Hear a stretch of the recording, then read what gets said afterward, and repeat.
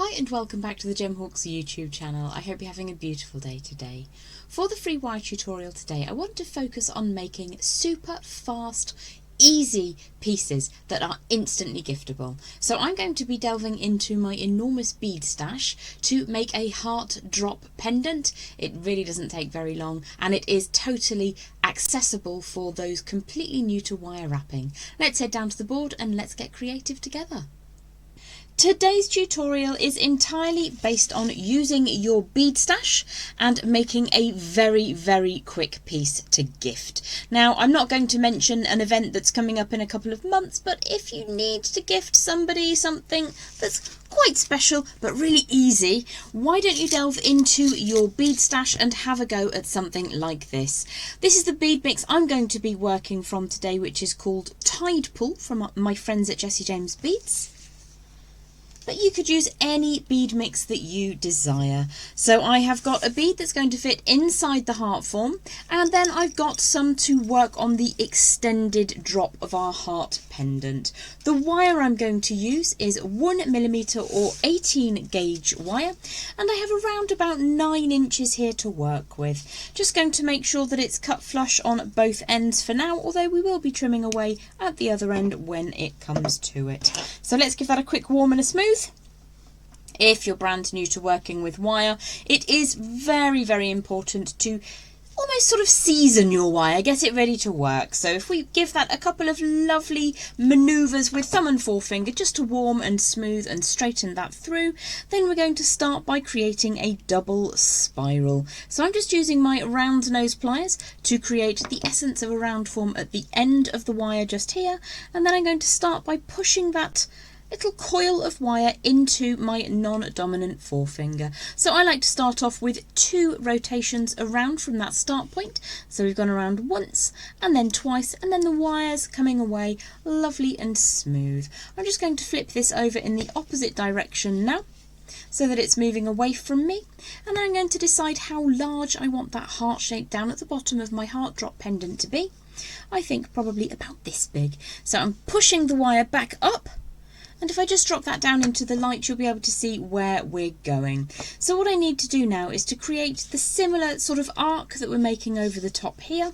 You can use your round pliers, you could use a round dowel or a very small mandrel of some description, or even your bail making pliers, whatever you have available. So I'm just going to start by rotating the wire around gently, and if you've warmed that wire, the wire I'm working with is a medium to soft temper today. And if I just try and recreate that arc shape that we've made over the top, you may find that you prefer to just bring that coil in slightly. I'm looking to replicate the same sort of size. Now, lots of hearts in jewellery are quite asymmetric, so don't feel that you have to make yours super symmetrical. I'm going to give that coil, now I'm happy with its position, a bit of a squish just to get that nice and sturdy.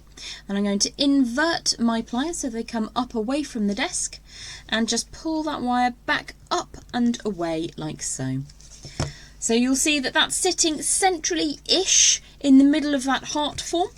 And what we want to do is to have everything be nice and flat. So once you're happy with that shape, and I think I want that to be just a little bit tighter in the middle, so I'm just going to very carefully crush just across this little end section, very gently. I'm putting quite a lot of pressure, but very steadily and slowly. And in that way I can control how much that central section closes up. Now, once you're happy with that heart shape, you do have the opportunity to give that a little bit of a hammer. So let's grab my block and my chasing hammer from the other side of the universe, aka my desk. And what we're going to do is just give this a little bit of a gentle smashing. So I'm going to support that coil. I'm also going to make tinkly noises with the dish. Now, the reason I support the coil is because when you hit down on that angle of wire, what can happen is that the wire will want to spring away a little bit. So if you just push that down carefully, you can control how much manoeuvring takes place. So I'm going to keep that the same way up all the way round and just give that another little bit of a gentle tapping. and this is going to ensure that the heart form that we're creating stays good and strong during wear. So again, I'm going to support the central bar that will become the neck of the pendant.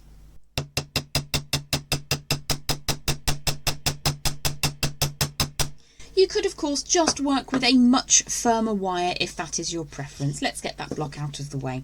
So what I don't want to do is to hammer really much past this point. For one thing, it can reduce the number of and type of beads that you can drop onto that central core wire. And for another thing, we're going to be wanting to do some quite funny bending up at the top here. So let's give that a quick warm and smooth through. I'm going to recreate the pendant here with my lovely tide pool beads, but as I say, harvest your bead stash and see what you've got available. So I'm going to use one of these drop faceted beads, but I'm going to invert it. And if you have a smaller bead, or you can invert a drop shape, it sits quite nicely in the cleavage of the heart. Now I'm going to add one of these filigree bead caps, but as I say, you can use whichever beads you fancy. I'm then going to drop down one of these opposite drilled flat rounds with faceted sides. They're kind of cool because they spin in position. Then I've got a couple of washer beads either side of this quite festive pumpkin spacer. Let's add that last one into position. Now up at the top, I'm going to go for a wrapped loop. In my sample, I've got a simple loop, but you can go either way. Now I'm going to be using one of the toggle clasp components from my Tide Pool bead mix. I'm going to throw it on the desk because I want to show you how you can turn one of these into a really easy but very beautiful bail. So you see that this is quite an exquisite piece of a component. So you can obviously use that as it is meant to be used, as a toggle clasp round form. But what I'm going to do is to put my wire wrapped through this so that this becomes my bail instead of having a standard wire wrapped bail. So what we need to think of is what orientation we want our bail to sit in. So we want it to sit in this orientation. So looking at the loop, we're going to need to turn that wire sideways. And I've left space to wrap my wire a couple of times up at the top of the pendant. So let's grab those round pliers back again, round nose pliers rather, and create a round form up at the top. Draw that all the way around. Now you can see I've left quite an open spiral at this stage, and that's so that it's easy for you to see how I'm adding that component into position before I give that a very gentle squish. Doesn't have that sound effect in real life, but never mind. And then we're going to support across the round form without squashing down on any bits of wire that cross over or squashing down on that loop that connects to the component part. So let's draw that tail of wire around, and we should be able to get a good couple of turns on that wrapped loop. That looks pretty decent to me. So let's just flip over to the rear of the design, grab those trimmers, those flush cutters, get that last little bit of the tail neatly tucked away, and then we're going to finish off that wrapped loop by just squishing the tail end down neatly. And you can tighten up that coil if you need to, just by pressing down as if you're compressing that spring. So let's have a look. If you wish to, you can leave the pendant exactly like it is here. That's a super speedy but equally quite giftable beginner level make.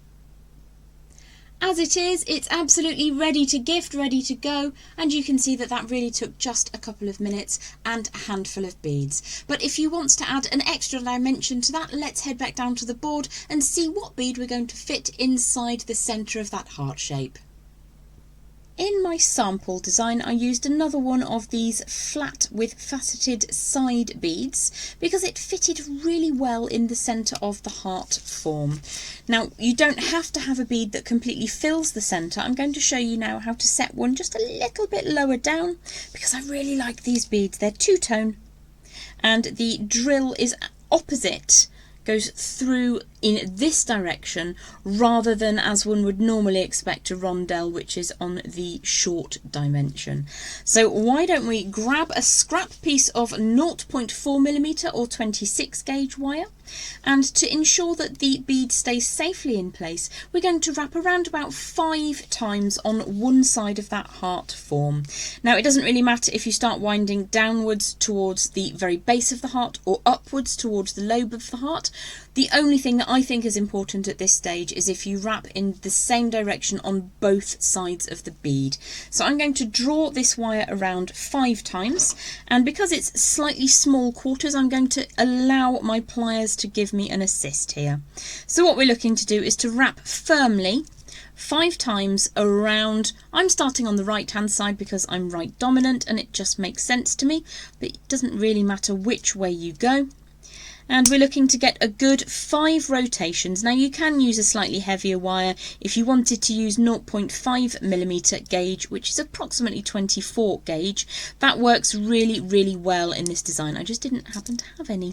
So what I'm looking to do here is just pull that wire upwards. Because we hammered the heart on this design, it's slightly more oval in its profile than round, which means that I have the opportunity to truncate that wire midpoint on the inside of the frame. So inside here is where I want the end of my cut wire to sit. So I'm going to give that a very gentle little squish. I'm not going to overly crush it yet because I don't know if that's exactly the position I need it to sit in. So let's add our chosen bead and slide that down into position. I really do like these ones. So we can take that slightly closer to the base of the heart, making sure that you sit that bead. If it's a funny profile like the one I'm using, make sure you sit that how you want to see it at the end of the day.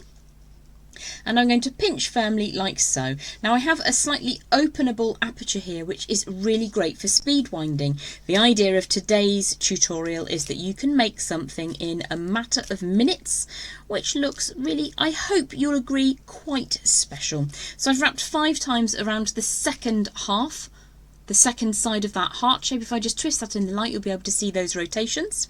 And I'm going to trim that away just a tiny bit past the end, and that enables me to just flick that end section of cut wire over and get it to sit inside again the heart frame. So just tightening that coil up now, rotating around will just bring that end into position neatly, like so.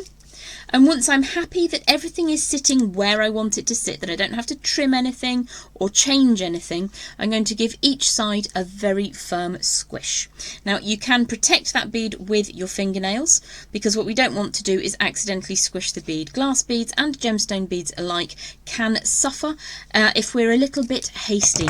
So whilst I want this to be a quick make and instant gratification piece of jewellery, it's done, we're ready to go. I don't want you to hurt yourself or your lovely beads. I hope that you've enjoyed that speedy make heart drop pendant today. Have yourself the most wonderful day, whatever it is you're doing. Enjoy yourselves. I look forward to seeing you back here on the Gemhawks YouTube channel again very soon. Bye for now.